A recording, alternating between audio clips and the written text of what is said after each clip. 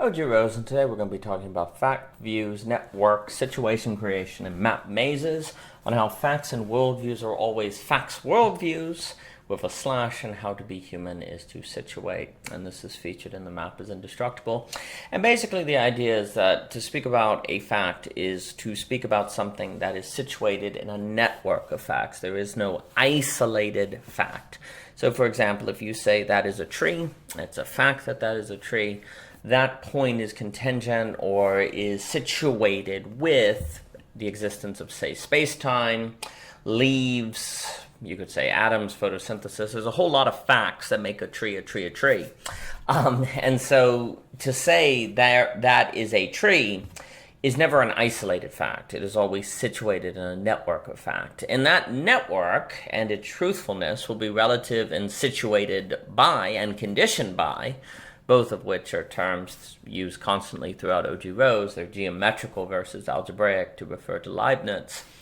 That notion of a tree is going to be also situated within a worldview. And so what we believe is the world and what is true in the world also determines what we believe is a fact.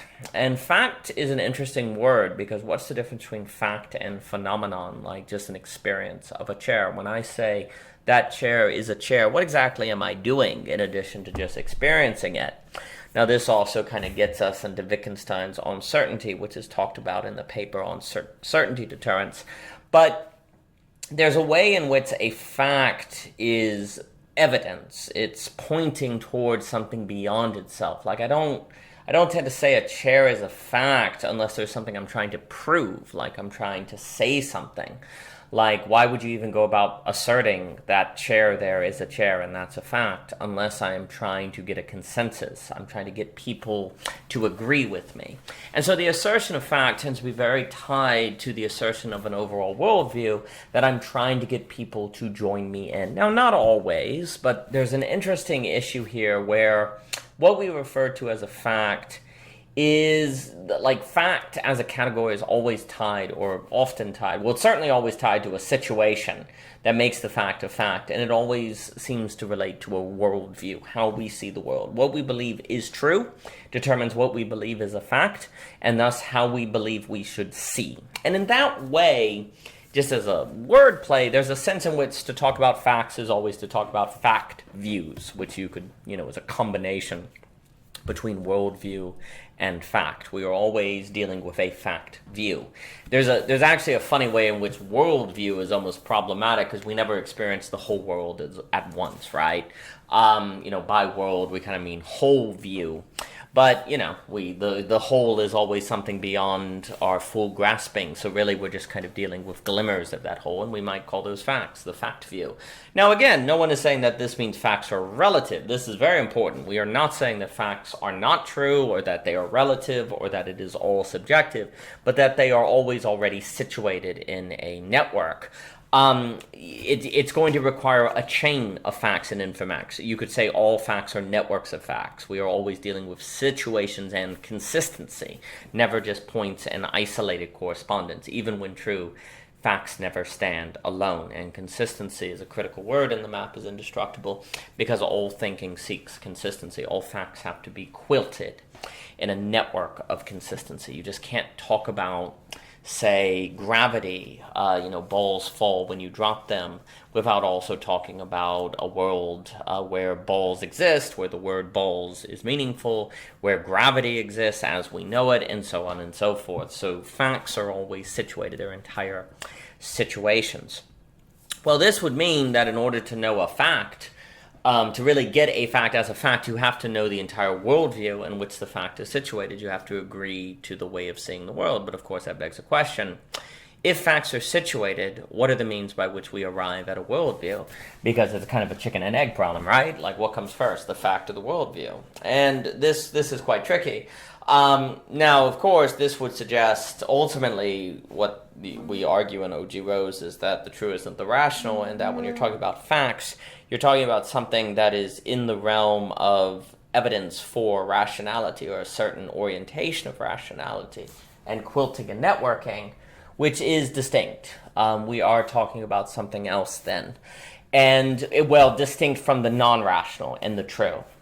And as such, the question becomes like, can you arrive at a worldview from a purely rational process? Well, the very fact that facts are themselves within a worldview seems to suggest that you need something beyond rationality in the establishment of consistency. You need a way to determine correspondence. And then from that correspondence, that experience, you begin to climb up to a proper way to see the world. And in this, there might be a distinction between fact and experience, which of course is a bit odd because we tend to associate facts with things we observe, empiricism, and so on and so forth. And certainly facts and experience go together, but what we determine as a fact, it's like that's, the self-delusion, the towardness of evidence issue. If we're talking about a fact as distinct from a phenomenon, it's toward a case, it is toward a worldview. So it's not a pure experience. It's now been quilted. It's now been put into a network. But it still arrives at this odd question of what comes first, the worldview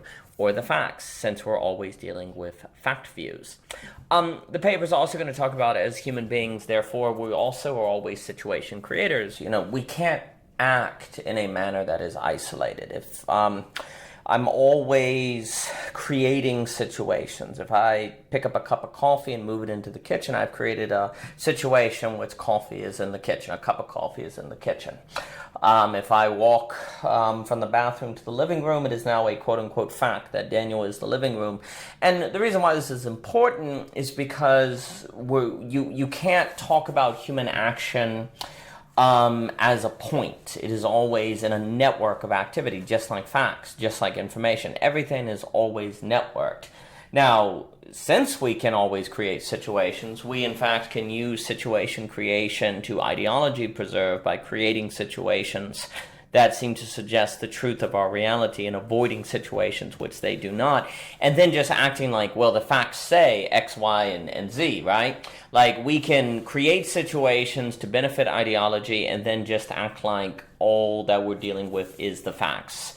When really the facts say that because we've arranged the situation to so benefit our facts, and simply avoided situations that could show otherwise, right? Like, for example, if you're a Christian, you could simply make sure to always being in a situation where, you're only ever encountering other religions as being immoral, thus the facts show that other religions are false or something. You could also create situations where you're maybe ignoring people with different beliefs, which then make them upset at you, which then could function as evidence that, look, other religions don't help people be good people, or something. You can situation create in a manner to help preserve your ideology. And if you're not aware of that active participation and active creation of the situations you're in and that you experience, then that would further make it difficult to detect or see how ideology is in operation. So we have to be aware of our situation creation that is always happening. The other thing all this means is that if we can't deal with isolated algebraic information, facts, or points, that we're always dealing with situations, and that means to think is to map. We are creating maps when we think. We are creating ideas of relations and processes and how things go together and stuff like that. And so, and the moment we make a map, we are dealing with something that we can experience as confusing, as more like a maze. And furthermore, if we don't realize, that reality is a maze, then actually the map can make us realize we're dealing with a maze. And that could be overwhelming. And so the issue is that in the act of creating facts or information or situations, we're generating maps. Then if we realize we're generating maps, life can suddenly feel like a maze, precisely because we start looking at the map that we created. And there can be a real, thus, anxiety that develops from map making because it makes reality feel like a giant maze. So it's like the map maze, if you will. And that's not language we use all the time. But it's interesting how maps tend to be what guide us out of mazes, but then at the same time, if you're in a maze, a map can be what makes you realize you're in a maze, which doesn't feel like guiding you out of a maze, but putting you in one. So there's something very weird about that. And I mean, a way to put it is like if you have experiences of reality where it is a fact that, balls fall when you drop them, thus gravity is a fact, and you're studying gravity, and then you realize, wait a minute, we can't understand general relativity and quantum mechanics together. Oh, bam, the universe turns into a giant maze and you feel lost. Like your map that was arising from your studies of gravity led you to an anomaly, kind of in a Kuhnian sense, that thus makes the universe feel like a maze. And thus your map suddenly doesn't feel like something that got you out of a maze, but something that made you realize you were in a maze. Now, it didn't put you in a maze, but it kind of feels like it did. I mean, technically you realized life was a maze, but it feels like you were put in a maze. All of which may contribute to us wanting to ignore mazes and to not accept the inescapability of situation and worldviews and networks, because there's a certain anxiety that necessarily develops when you see that, and thus we may have an ideological bent to avoid anxiety, to really stress facts and maps, and science in a manner that avoids the ideological dimension that we cannot ignore. We can't ignore, but we shouldn't ignore, because if we do, there are certain pathologies that can develop. This will then lead us into the paper called "The Map is Indestructible," where we study a man in particular named Alfred Korobowski.